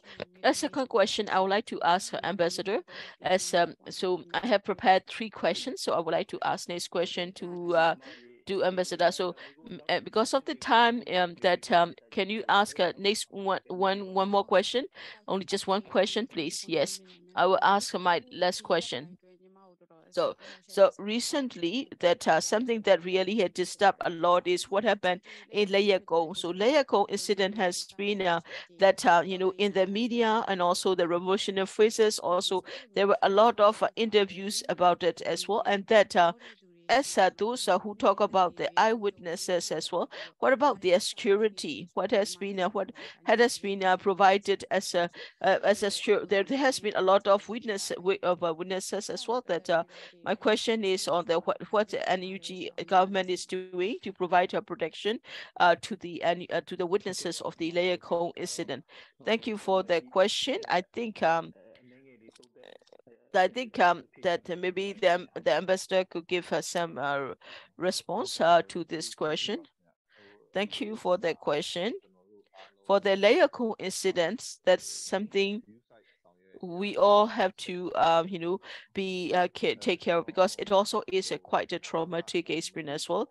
I don't know the details of it, but and they're from I think a Ministry of Human Rights is working on that issue, especially to that especially there was a press conference. In the press conference, and there were also some photos that has been circulated about and I think there could also be impact on the witnesses, and especially for their security and safety. There also have been some concerns about it as well, and that they all understand that they will also be protected. But I don't have the details about it as well. But I do know that Ministry of Human Rights and respective ministries are working on that. I do know that. I can talk about that in as well. And like Manu, the questions you have asked, and that I understand the question as your not only your question and also your concern. Also, I also understand that as well. I'll also be continue to carry on your concern and worry about the safety and of the witness as well. I don't have I'm sorry that I don't have the clear answer. I don't have clear answer as in like I don't have the data for it, so that I'm sorry that I'll not be able to answer your question as well. But your concern and the point you have raised, I will give it on. I'll pass it on to respective ministry. Thank you. Thank you very much. So I would like to call on another person, Alvin. Alvin, go ahead. Hello. Hope you can hear me. Yes, please continue. My question is to the ambassador that so we still that the energy still doesn't get international recognition from the international community, and that some also say that because energy does not have an interim constitution, and that so because there is no consolidation inside the country, so it is kind of difficult for the energy to get international recognition. That and that interim constitution, I think Dua Lashila has about it in September. I think it was last year September. What he have announced is that they will do the interim constitution, but we haven't really heard much about the about the new constitution. Some people also say that this only one we have constitution that has other some of the ethnic and revolution organization can only join like that as well. To I think for the legitimacy is also important. What is the update about the constitution? I've been trying to watch some interviews, but we don't know very clearly about what is happening about the constitution, because constitution is important for the international legitimacy. So this is my question to Ambassador John Moto. So can you keep your answer short? Thank you for the question. So I would like to say that I cannot know everything, and that because what I work on the UN related issues. That's what my area of work on. So I do know about the UN issue. That if you ask this question, it's easier for me to answer because I don't have all the information that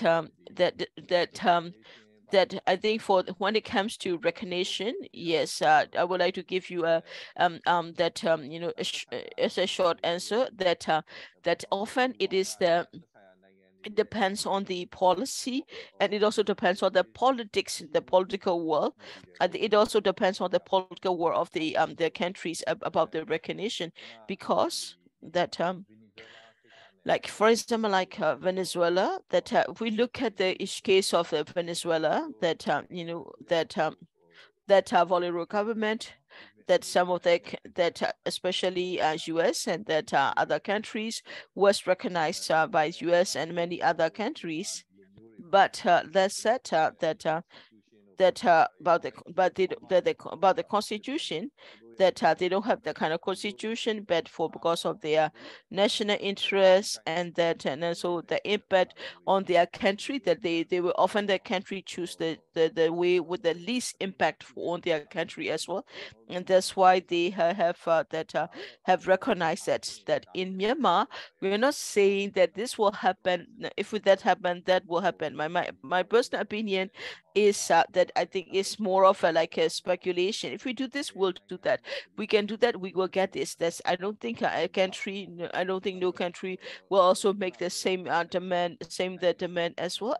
And that in these countries also, like there are also these countries also have embassies in Myanmar, and so that sometimes for the security of their embassy, and that they still have missions in Myanmar, they might also have to think about the future of the IMC. So they make a decision, and that's why they make a decision or they set a policy. So in Myanmar issue, in a way, for Myanmar to get, that's why we are not seeing also much of it, that country working on it as well, although they may not be doing that. But the way whenever they do and is that although they may not probably recognize that they treat NUG as the government, that is something we can also say. That during that to your question about the interim constitution, I think this is something, in my personal opinion, that a constitution cannot be drafted easily, because it is important to be inclusive. It is important to bring the voice of the people. It is important for that.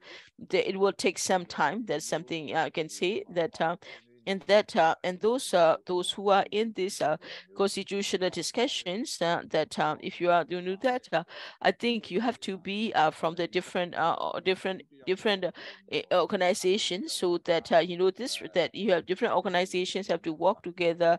So you may also have difference of opinion as well. It is important that for us to be able to negotiate different opinions to get together. It will take some time as well. My opinion is like that to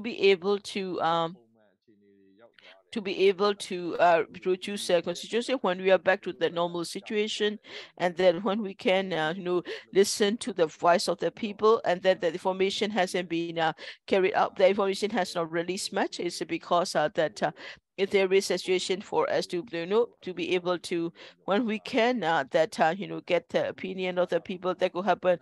But during this interim period, I think for most of the actions that to be able to, for us to be able to be at, it is important that it is that they're trying to reflect as much as possible the voice of the people.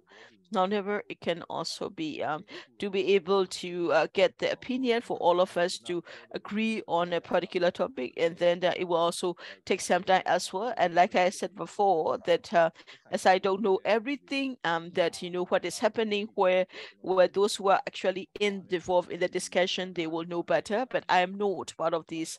I am not this part of the dialogue, so I don't really know what is happening. So that's why I was able to answer about these questions. So I hope that you understand.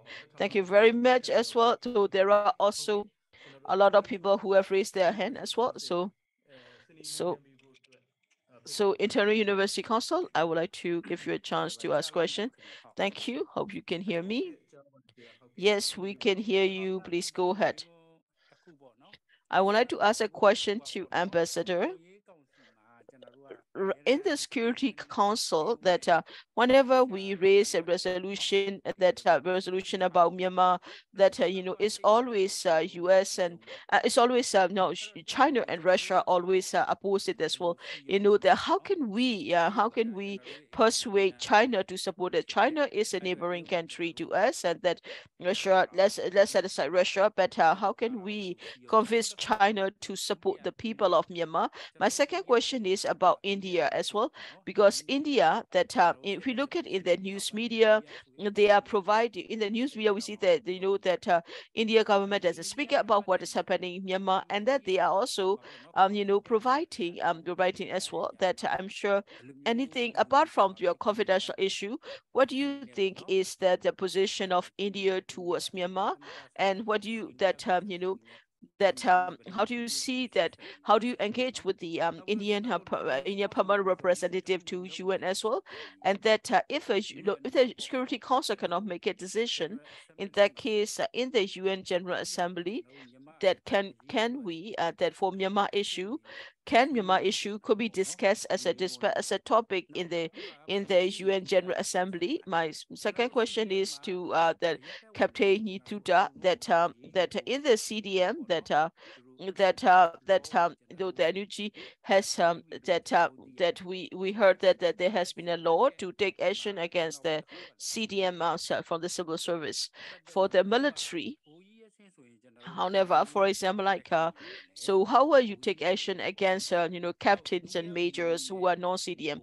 What about that from the that's lieutenant colonel to brigadier general or general, major general? What would be that? No, general level, general and upper level. They should be charged with treason, like the military commands. The military commanders were part and parcel of this. They are complicit to the coup. That's why the coup, they were able to carry out the coup. So how can we take action against non-CDM civil servants? Have there been any laws against the non-CDM rank and file of the military? Thank you for your question. So your first question is to the ambassador. A second question is to that. So the question is about China and also about India as well. So that I would like to give the question to the ambassador to respond to that question. Thank you for the question.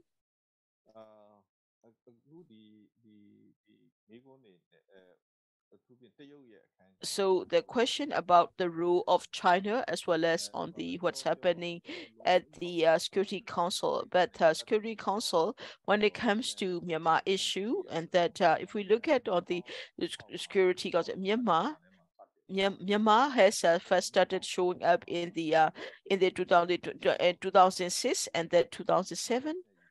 That US and UK took the lead and the US had tried to get a decision on the 27th of January to make a decision about Myanmar. However, because of the veto, that China and Russia used their veto power and that stopped that process as well. And that and then after the 1st of February, after the coup, that the Security Council, that there has been until the coup, there hasn't been any kind of resolution made as well. There has been a press statement or presidential statement, as well as there were only statements at the Security Council. Right now, UK also is taking the lead to be able to they started working on drafting on a draft resolution as well, that is under the they are prepared, they are drafting a draft resolution, and that they would they would try to get the approval of the Russia and approval without the Russia and China necessarily using their veto as well. So this is UK is working on this on the draft resolution. So they are working on the presenting a draft resolution about Myanmar as well. So based on that how will what will be the reaction of China and Russia is an important question for us to ponder on that draft resolution as well. In particular, the position, if you look at the position of China, that China has not been very that is China hasn't been very clear about the position towards Myanmar. But how we can persuade China is that most people are saying that is as well, and that it is in that often it also depends very much on the politics. Well, often countries will look at their own national interests, that if we can tell them that their national interests will not be impacted, and then that if they think that their national interests will be protected, they would choose that as well. This is my personal opinion, that it's not very clear. So that the way China is still in the observing situation, China is still doing the wait and see for us as well, because if there are progress on the ground, then the Chinese position will also be changed, will also change for the better for toward us. So how do we want to convince China? It is important to engage with China so that China will try to give as much as possible, so that China know about the will of the people and what the people want, or the voice of the people as well. However, sometimes there are also some ways to reach out to China, but in addition to that, it is also important that either through the international community or through the media, I think from the people to people, I think people also that need to give clear message to China, so that China knows about what the what the suffering of the people of Myanmar, and what kind of support the people of Myanmar need to be able to free from that as well. So that's something we also need to raise the issue, because as a China being a permanent member of the Security Council, morally they do have the responsibility. They have the moral obligation to protect the world of the to protect the people of Myanmar as well, and that as they have the moral obligation for any country, for the human rights or democracy, or the saving their lives, and that it is important that they have the moral responsibility to assist and protect the people. If we can talk about then how they are morally responsible for the suffering of the people of Myanmar, if we can make them understand that will also be it will also be easier as well. As for India right now, that India is not India is a non-member, is a non-permanent member to the Security Council, so that after December, that India terms will end after December as well. But Myanmar is situated between two neighboring superpower countries, so the role of India is also important for Myanmar, and that if we were to look at it from the past position of India back, if you look at it back in 1988, how the Indian has positioned itself, that India is quite understanding for the support of Myanmar democratic transition, for democracy struggle. They assisted us, but currently that they seem to be quite close to the military to a certain extent, so that in our struggle for democracy, or for our democratic forces, they seem they are that their response towards our democratic forces, democratic movement is not encouraging, and that as well. I've been speaking about it as well, but it is also important that the position of our neighboring countries are important for us, and like I said before, that it is important that that we need the Myanmar neighboring countries to act like that in neighboring countries offer Ukraine to focus. It's not just on the humanitarian assistance, but also on that political involvement as well. Thank you very much indeed. Going into that, could you briefly answer to the second question? Thank you. In your question, that about the non-CDM soldier, have there been laws enacted to this? Right now, so far, we don't have such laws, because right now that we are now all of us are facing the situation of the battlefield. So we are all fighting. They are all fighting, so that they need an outlet. They need an outlet to be able to get away as well. I think it is important that for all of us to give them a chance to surrender. We focus more on them as well, so that minimum level, what will happen, and the minimum level is that those who are like serving them now, that they will lose their position. That's for sure. They will lose their position, and that if you are not a CDM, then well, after the revolution, if they were to they didn't join the CDM, and only when the revolution is over, that they want to if they still continue be the military, even if they want to continue serving the military, it will be very difficult for us to keep them there, because people of Myanmar have lost their faith and of their dead God. We have a PDF, or we have the PDF that we believe in. We also have that ethnic organization. So we have forces ready to replace the military. So they don't need to continue serving them right now during this revolution. That to draft such a law is difficult. It's not possible. That right now, that if they let themselves be used as a the military, then that when they face with the local defense forces, no, they are being they are being sacrificed by the military, especially the foot soldiers. Their lives are being their lives are being that are being played with, and that's their punishment, and that's a punishment they have to take. That they that is as well, so that like what kind of laws to be there to do that. We don't have it like that. Yes, not a connected. But as far as I know, I think that NUG will be that will be taking action against those who have perpetrated the war crimes, like the military commanders, like Miao Lai, and that others, and those helicopter pilots and the artillery artillery forces. Their information have been keeping record, and there will be specific that action against such entities. That's all I can answer. Thank you. So thank you. I also would like to follow up with another question that very recently, Dr. Always So, I think, has said that that the CDM that it is that the CDM and that is that they need to surrender. So that what about the soldiers? What can the soldiers surrender right now? That can you also can you also share that discussion? Thank you.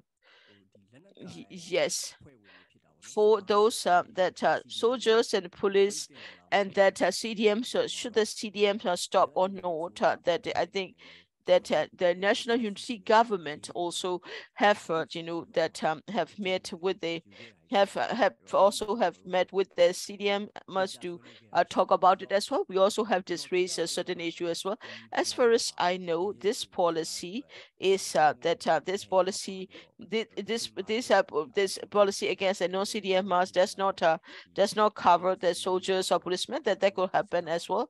But we did talk about from the police and from the soldiers, from the senior soldier, we have discussed what kind of policy will be the most the most practical for our revolution. So I think in the point you have made in your question is that for it is main that right now the legal action against the non-CDMer is now for the other civil servant, but CDMs is also CDM can be in two form. There is a civil disobedience movement, and that that come from the people, but there are also what we call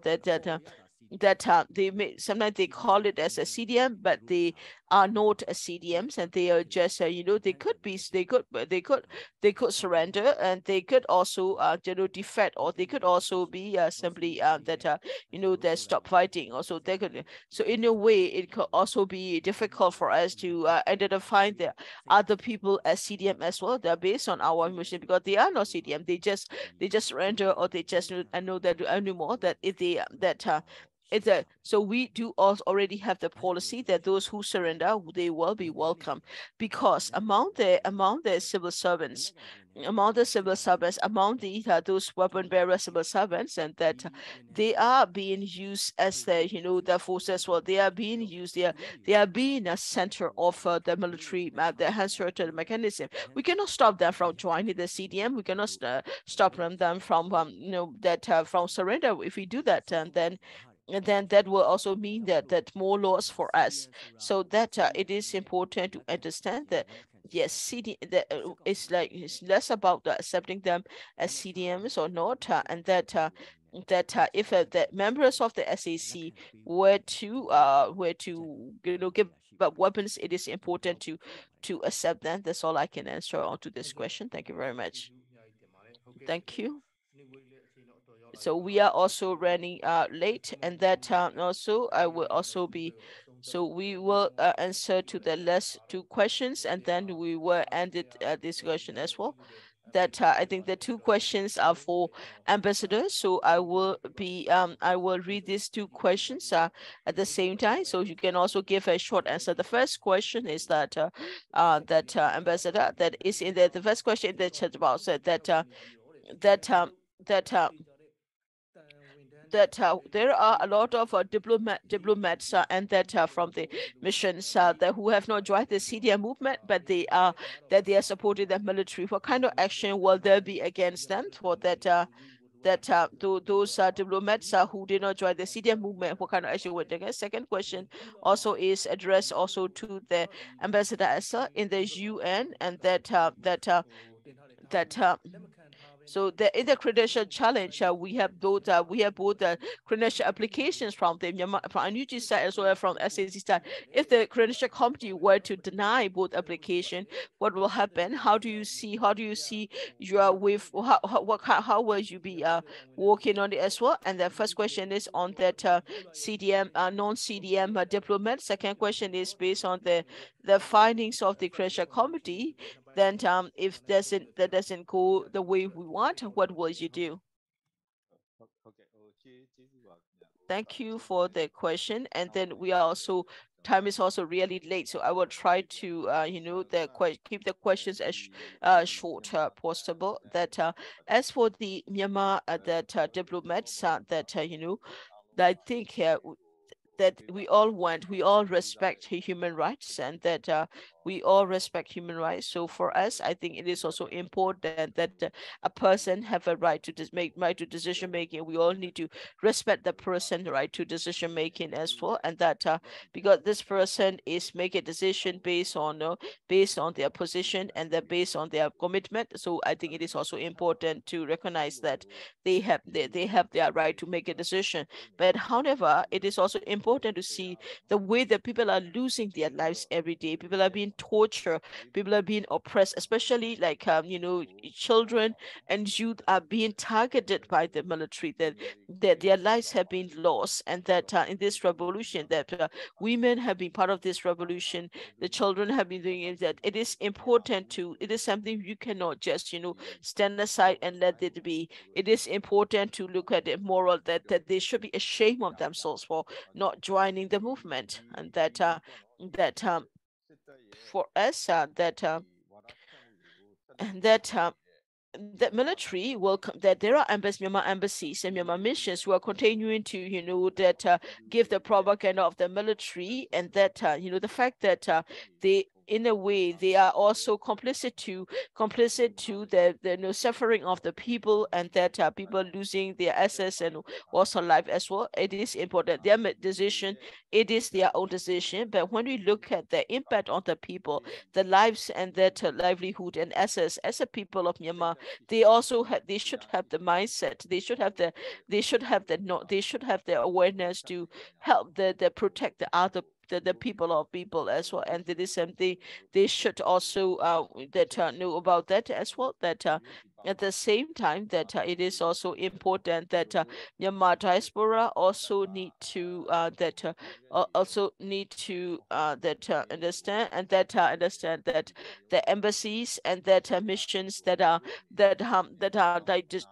spreading the propaganda, they should be able to have the realize that, and they should be also be held accountable. As it's not just as in whatever all us need to keep to inform them, so they understand their moral obligation, their moral responsibility as well. That only then they will also understand their moral obligation, and that as well.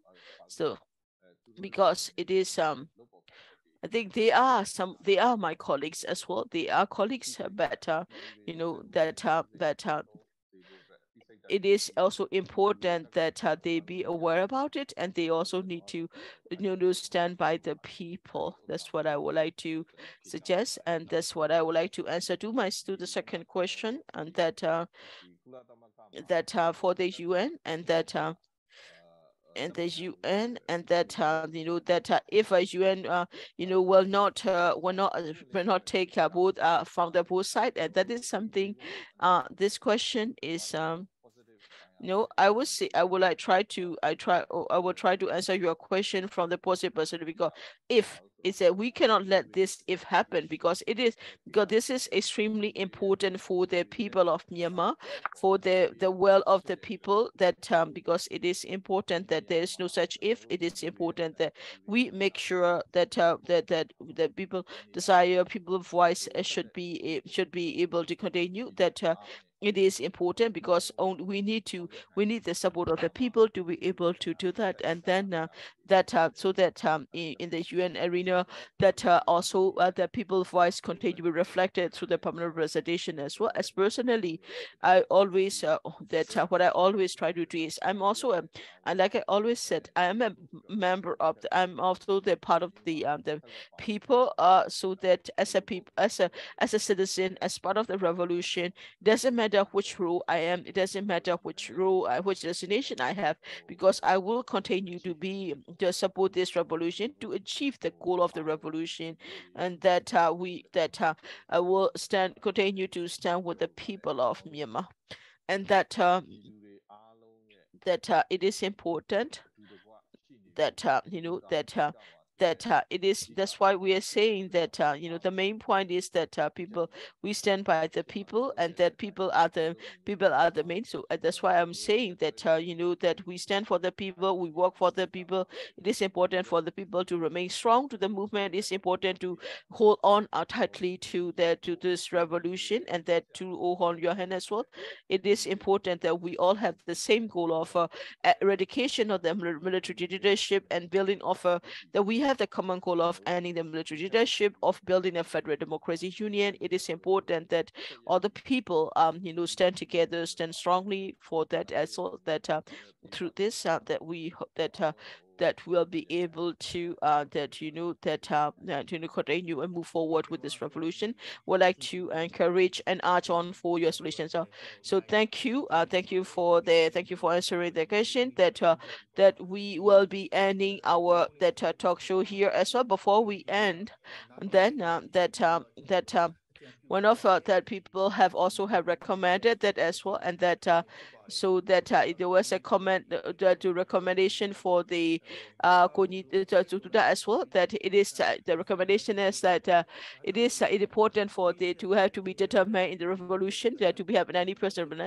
So it is also important the Ministry of Defense of the NUG should pass policy about the medical corps, the engineering corps, the rank and file from different corps. Is a recommendation from the one of the people. So thank you for the recommendations. So we are given the recommendation also to